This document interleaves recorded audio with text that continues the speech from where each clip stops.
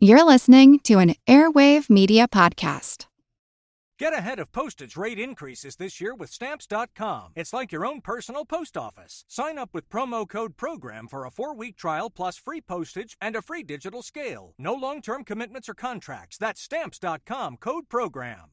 Get cash for clothes at Plato's Closet in North Charleston and West Ashley. It's so easy. Recycle, earn cash, repeat. We pay cash on the spot for your trendy, gently used clothing, shoes, and accessories. At Plato's Closet, we buy all seasons, all day, every day. It's time to clean out your closet and cash in. Bring in your denim, graphic tees, athletic wear, shoes, handbags, and more. Sell your styles to Plato's Closet for cash. Then, do it again. Plato's Closet, located in West Ashley on Sam Rittenberg Boulevard and North Charleston on Rivers Avenue. It's a long way to Tipperary, it's a long way to go.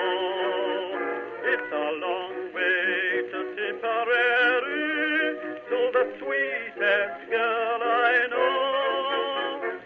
Goodbye, Piccadilly, farewell, Leicester Square. It's a long, long way to Tipperary.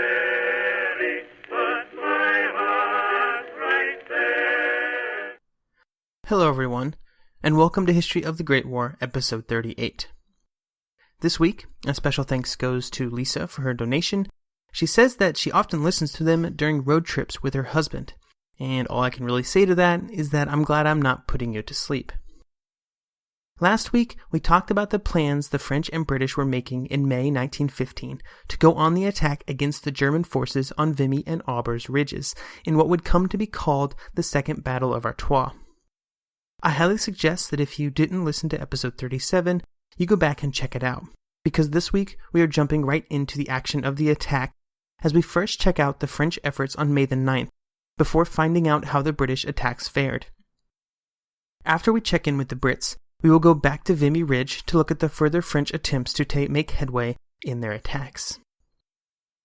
The French preparatory bombardment began at 5:30 on May the 3rd. It would go on for a little over 6 days, as the guns fired almost non-stop during that time.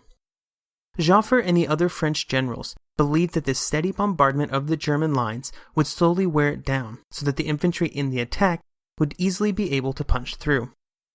During this time, the guns slowly sought out German strongpoints that they ground down with their continuous fire. At 6 a.m. on May the 9th, just 4 hours before the attack, the tempo of the bombardment increased, and over those 4 hours, it became more and more intense.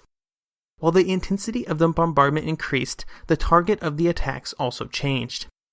During these last few hours, the guns almost exclusively focused the barbed wire entanglements in front of the German trenches and the first 2 lines of trenches occupied by the Germans.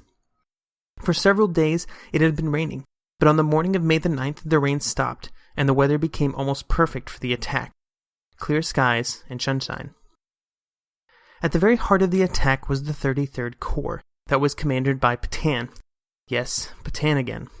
I believe I've mentioned this the last time we were discussing French attacks, but Pétain is one of those generals that will continue to pop up from time and time again as the war moves on. The 33rd made up the center of the French effort, and was, as such, in a very important position. Pétain had arranged his divisions with the Moroccan division on his far left, the 77th Division in the center, and the 70th on the left. To help the attackers along, 2 mines had been tunneled out into no man's land that would be detonated before the attack. There are several instances during the war of this tactic being successful, but unfortunately for the men of the 33rd, this would not be one of those cases. When the mines were detonated, it was realized that they weren't dug far enough out, and pretty much harmlessly exploded between the trenches. Despite this problematic start, Pétain's men would end up being some of the most successful of the entire attack. The French Foreign Legion led the attack of the Moroccan division. The French Foreign Legion was, and I guess still is, made up of men from around the globe who had volunteered for service in France in 1915. They would lead the attack on Pétain's right and would be able to capture Hill 140. When they arrived on the hill, it became apparent that the 156th Regiment had not been able to capture the crossroads of La Teje, which put the Legion in a situation where they were under a crippling amount of crossfire from the Germans. All that the Legion could do was hold on and make desperate appeals to the rear for reinforcements to be sent forward as soon as possible. Once again, the French found that their reinforcements were too far in the rear to make it up to the front lines in a timely manner, so they weren't able to move up to the Legion in time. In what must have been a horrifying moment for the Legion, they waited and they could actually see from the top of the hill that the Germans were actually massing for a counterattack. There are stories of the Germans even using the city buses of Lille to get men to the front line as soon as possible to launch the attack. The Legion could see these Germans, but could not do much about it. It was difficult to communicate back to the artillery, and the German artillery was constantly pouring fire on them. When the German attacks finally did come, they quickly drove the remaining men off of the hill. During the attack and subsequent defense, the Legion would lose almost 2,000 men, or 50% of its strength from before the attack. For their successful attack and their heroic defense, the 2nd Regiment de Marche of the Foreign Legion would be awarded the Croix de Guerre. The Croix de Guerre is the highest award that the country of France has for foreign military personnel. It can be awarded to individuals, or entire units in this case, that show great courage on the battlefield, and for the Legion it was a great honor, and it was also a pity that so few of them lived to see it. At the center of Petain's corps was the 77th Division, which began the day by trying to make its way up Vimy Ridge, in much the same paths as previous French attacks. Amazingly, the division actually made it to the top. They advanced for almost 3 miles into the German lines, taking the 1st, and then the 2nd, and then the 3rd German line. In just an hour, the French troops were finally, after months of fighting and thousands of lives, able to reach the top of the ridge and look on to the plain beyond. They had captured thousands of prisoners, a dozen pieces of artillery, and 50 machine guns. This was one of the most successful French attacks since the Marne. All they had to do was capture one more line of German trenches before they could attack the German artillery directly, and it was at this moment that the great problem of 1915 and the war reared its ugly head. Pétain was frantically trying to push more troops into the gap to reinforce the leading elements of the attack. This was the only way to keep the attack going, but once again Pétain found the men from too far from the front. They were 8 kilometers behind the line, and try as they might, they were unable to reach the front in a timely manner. The ground was broken from the artillery preparation, there were wounded coming back from the front, and there were just a lot of troops trying to move along the same roads and walkways that were quickly overcrowded. Add to this the confusion of German artillery fire that was actively trying to keep them from reaching the front, and a bit of chaos is pretty understandable. Unfortunately for the leading French units, the Germans were able to mass troops faster than the French, and by the middle of the afternoon they launched their counterattack. The French troops were quickly driven off the top of the ridge, and soon lost half of the gains they had made for the day. The 1.5 miles they had lost mattered just from a distance perspective, but more importantly it pushed them off the top of the ridge. They also suffered horrible casualties in the retreat. In A World Undone, G.J. Myers would say, quote, "In the end, the early success of this attack led to losses so severe that it would have been better for the French if they had been checked at the beginning." End quote. While I'm sure the French generals at the time would point to the 1.5 miles gained as sufficient reward for the attack, overall the attack was certainly not completely successful. Even with it only being partially successful, its partial success would be yet another feather in the cap of Pétain, as his notoriety with the troops and with French leaders continued to grow seemingly by the day. It would grow even more when compared to the success, or complete lack thereof, of the other French attacks. On Pétain's right, 2 corps, the 27th and the 20th, were attacking against Notre-Dame de Lorette and Ablain-Saint-Nazaire. Notre-Dame de Lorette was a hill that would be an absolutely perfect location for the French. It had a great view of the lands beyond, and would be priceless for any future attacks. To foreshadow a bit how important this location was, it is now the location of the largest French military cemetery in the world. This would not be the first, with the previous First Battle of Artois, or the last, with the Third Battle of Artois later in 1915, attempt by the French to take the location. Unfortunately, when the French troops started their attack, it very quickly became apparent that they would not share in the success of the 33rd Corps to their left. Along most of the front, the 27th and the 20th advanced less than 200 yards, barely enough to take the first line of trenches. The failures in this area came as a huge shock to D'Urban, who believed that it was here that the great chance of success lay. Most of the French strength was concentrated into these particular attacks.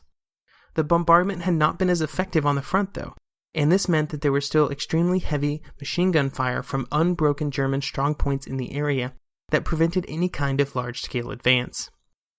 The 27th Corps wouldn't make any progress at all in their attacks on the 9th. Even in the most successful of these attacks, such as the ones around Neuville by the 20th Corps, the troops usually arrived in such huge disorder and disarray that they couldn't continue any form of attack and were quickly assailed by German counterattacks. So just to recap, after the first day of attacks, it was only the 33rd Corps which had made any real progress, but the French commanders remained optimistic that further attacks would yield better results. Over the next several days, attacks would continue. However, by the end of the first day of attacks on the 9th, the Germans had, for the most part, recovered their composure after the initial shock. General D'Urban sent reinforcements to the 33rd and 20th Corps and ordered the commanders all along the front to continue the attacks again on the 11th. On the 11th, several more large-scale attacks were launched against the German positions, but they were all costly failures. The biggest problem for the French was that the Germans were able to quickly mass artillery behind the front faster than the French could, so they very rapidly found themselves in a situation where they were outgunned by the Germans all along the line. This put them at a massive disadvantage when trying to attack, and this disparity between the two groups of artillery only got worse as time went on and more German guns arrived on the scene. On May the 12th, D'Urban met with all of the Corps commanders with the intent of ordering more attacks, but Pétain straight up refused to order them. Pétain insisted that several key villages be captured before he sent his entire corps into another attack. The villages in question were Ablain, Carency, Souchez, and Neuville. Pétain was able to carry the argument, and D'Urban changed the focus of his next set of attacks to be focused on these four objectives, instead of on a wide attack along the entire front. The 33rd would be tasked with the capture of Carency and Souchez, while the 20th would be responsible for Neuville and Ablain. In these smaller scale attacks, the French were actually mostly successful. On the 12th, Ablain was captured, and Carency followed on the 14th. In the process of capturing Carency, some of the Notre Dame de Lorette was also captured. Unfortunately, Souchez remained uncaptured, despite the best efforts of Pétain and his men.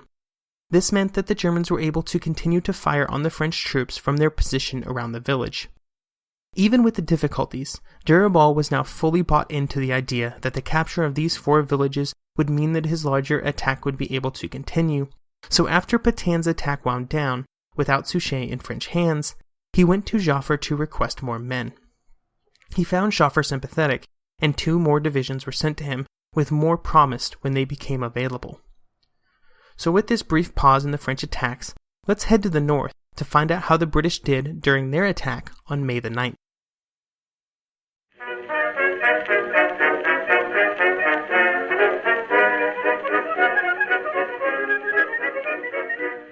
The one truth about human history is that change is inevitable. But the one thing that has never changed is that humans need food to survive.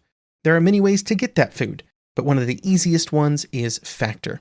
Factor delivers ready-to-eat meals right to your door. All you have to do is heat them up and dig in. In 2 minutes, you can be eating tasty keto or vegan options, or any of their 35 options that they have available every week. So you can choose maybe the cheesy garden herb chicken, maybe the Santa Fe green chili beef skillet, or perhaps the Caribbean spiced tofu. It is all delicious, and if you have a bit of a sweet tooth, Factor still has you covered with a wide range of snack and smoothie options. Chocolate mocha cheesecake, snickerdoodle macaroons. Any of that sound good? And don't worry, even the tasty stuff is dietitian approved. Head over to factormeals.com/GW50 and use code GW50 to get 50% off. That's code GW50 at factormeals.com/GW50 to get 50% off. Get cash for clothes at Plato's Closet in North Charleston and West Ashley. It's so easy. Recycle, earn cash, repeat. We pay cash on the spot for your trendy, gently used clothing, shoes, and accessories. At Plato's Closet, we buy all seasons, all day, every day. It's time to clean out your closet and cash in. Bring in your denim, graphic tees, athletic wear, shoes, handbags, and more. Sell your styles to Plato's Closet for cash. Then, do it again. Plato's Closet, located in West Ashley on Sam Rittenberg Boulevard and North Charleston on Rivers Avenue.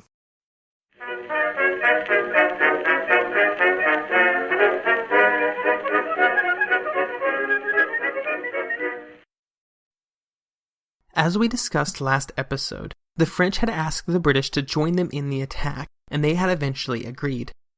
They would be attacking to the north of the French with the objective of maybe taking Aubers Ridge, but more importantly with the objective of tying down possible German reinforcements. They would use a short, intense bombardment instead of the long, drawn-out affair that the French had used, mostly due to lack of ammunition at the front. The bombardment would begin at 5 a.m. on May the 9th, and would continue for just 40 minutes before the infantry went over the top, 5:40 a.m. The men who were participating in the attack were from Haig's First Army, and what they found when they moved into no man's land was that the bombardment had been almost completely ineffective. Instead of keeping the Germans off balance, the bombardment had merely alerted them to the oncoming attack, without having the power to actually affect them in their trenches and strongpoints. This meant that when the British tried to continue the attack, they ran right into very well-prepared defensive networks, manned by the Germans secure in their fortifications. The British formations were shredded. Let's look at the account of Lionel Sotheby of the Black Watch. Quote, "The Black Watch, including myself, charged the German trenches 400 yards away. The whole 15 officers were killed except 4. Of these 4, 3 were wounded, and I survived. In places, machine guns wiped out men very rapidly. I was on the extreme right with my platoon, and we had no one attack on our left. Thus, we got crossfire. By the time I reached the German wire, I had only 4 or 5 men left with me, and we found the wire uncut." End quote. Sotheby was eventually able to find a gap in the wire, so that he and his men could come around and move forward, but by this point there weren't even enough of them to continue the attacks. So he found some cover and waited. Quote, "I waited there until 8 p.m., and then being a bit dark I attempted to crawl back. It was rotten, and how the snipers missed me is wonderful. On returning I found myself in charge of a company of 25 men instead of 200. I feel a changed person at present, and am unable to laugh, or smile, or anything, feeling almost in a dream." End quote. The Second Black Watch, which Sotheby belonged to, suffered 500 casualties during the attack.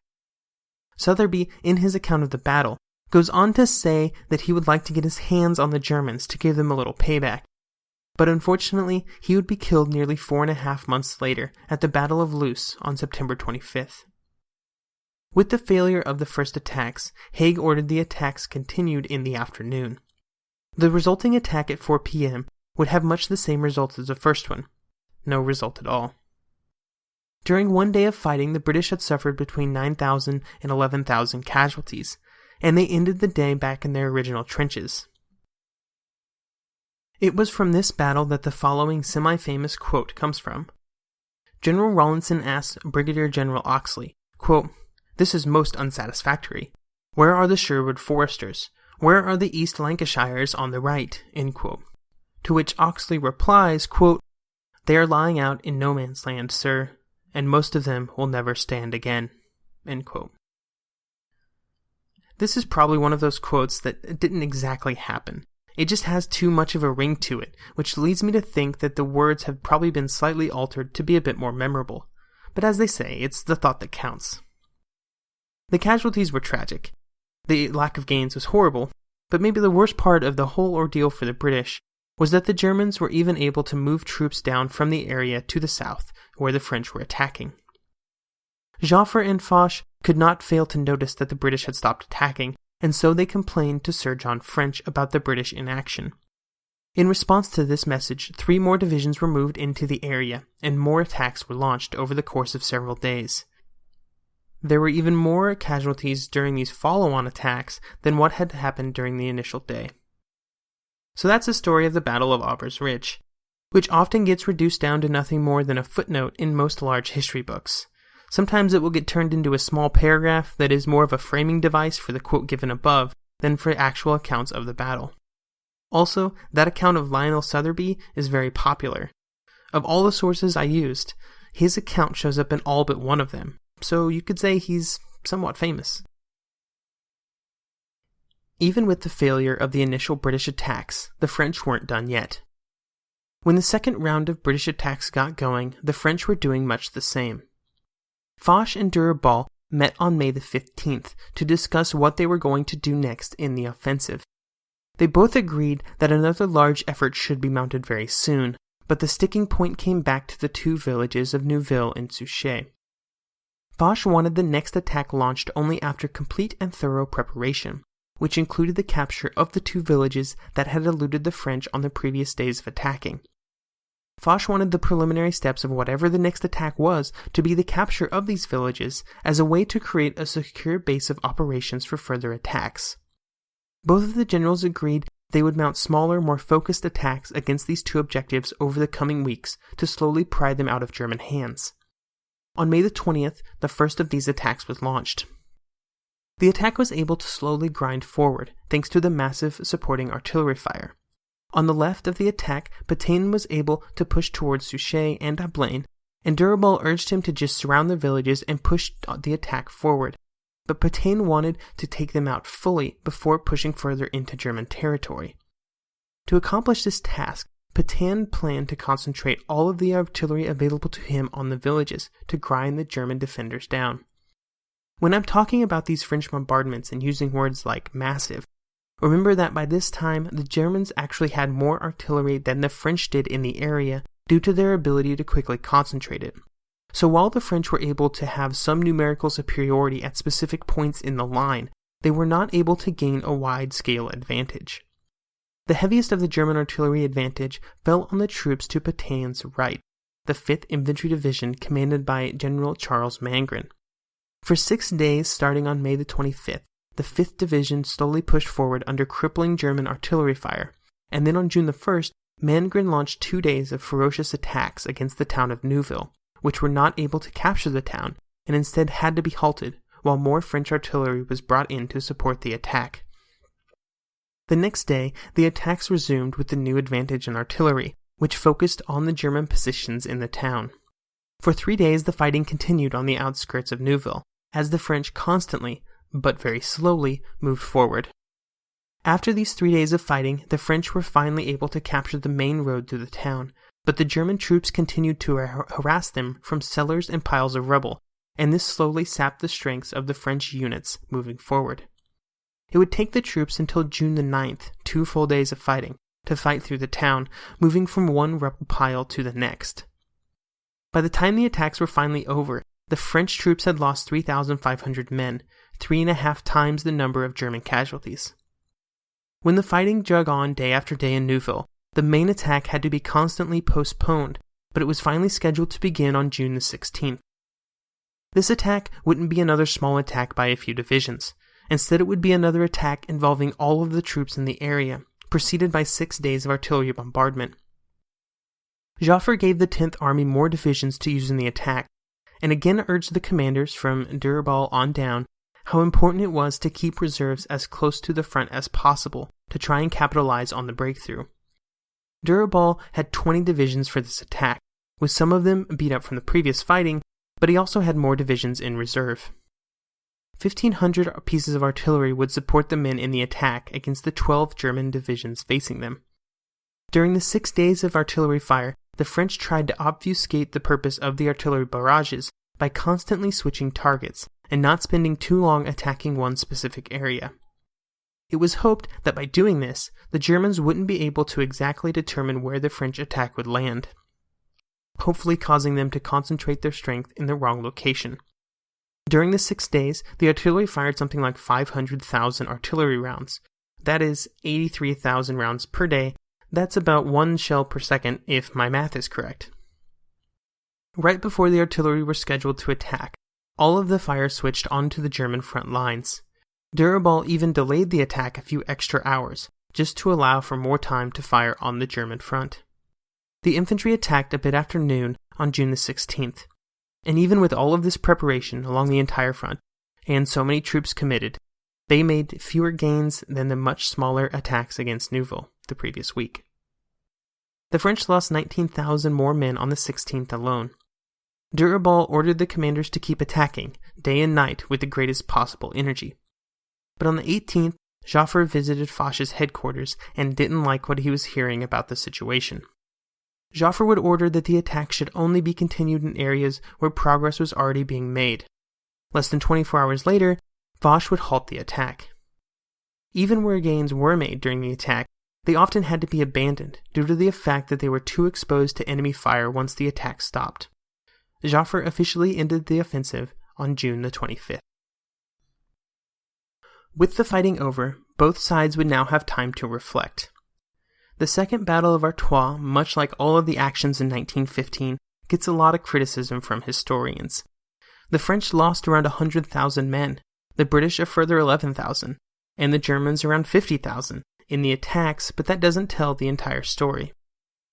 Much like in other battles, there were secondary French attacks to try and keep the Germans under pressure, which resulted in the Second Army losing 10,000 men, the Sixth losing 8,000, and the First Army losing around 16,000 in attacks that never gained more than a few hundred meters. This brought the total casualties for the attack to around 150,000 for the French. For all of these losses, they had gained about 3 kilometers at the point of maximum gains on Vimy Ridge. One of the biggest problems for the French was that D'Urban, Foch, and Joffre were all convinced that they were so close to victory on May the 9th, so they just kept beating away, believing it was the next effort that would do it. What it really meant was that the first attack, while successful, alerted the defenders to the importance of moving more troops into the area, which would be positioned to stop the follow-on attacks. Each attack also required more artillery shells, and between May the 3rd and June the 19th, the French had fired 2 million of them. Other than the casualty figures, the biggest effect that the battle would have was the continued shaking of the French government's faith in Joffre, which would continue the French down the road to relieving Joffre of his command later in the war. Some in the French government would slowly grow more bold in their criticism of the general, even though there was still no way to really challenge him directly due to his immense popularity in France.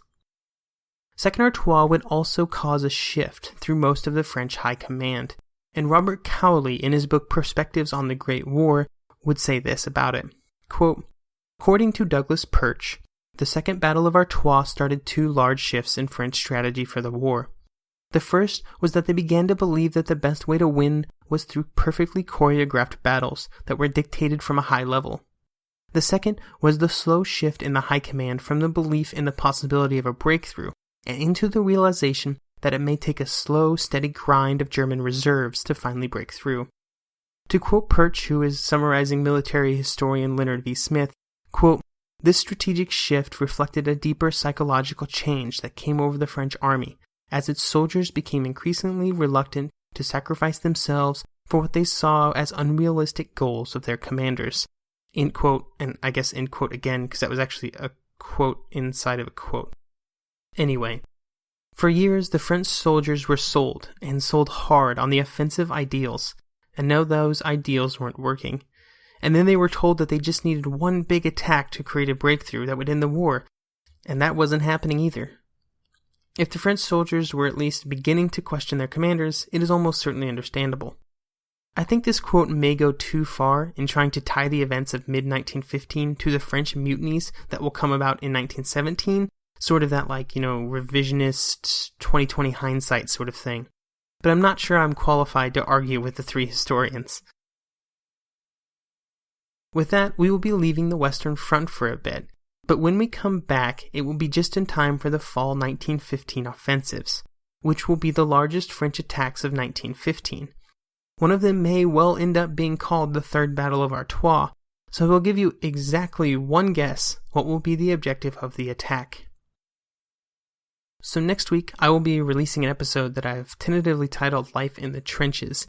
It's basically just a collection of random topics that I've been trying to get into episodes for about a year now, and just haven't been able to, so I thought I would just make an episode strictly dedicated to them. So hopefully you will tune in next week for that, and have a nice week. Goodbye, Piccadilly. Farewell, let us swear. It's a long, long way to Tipperary.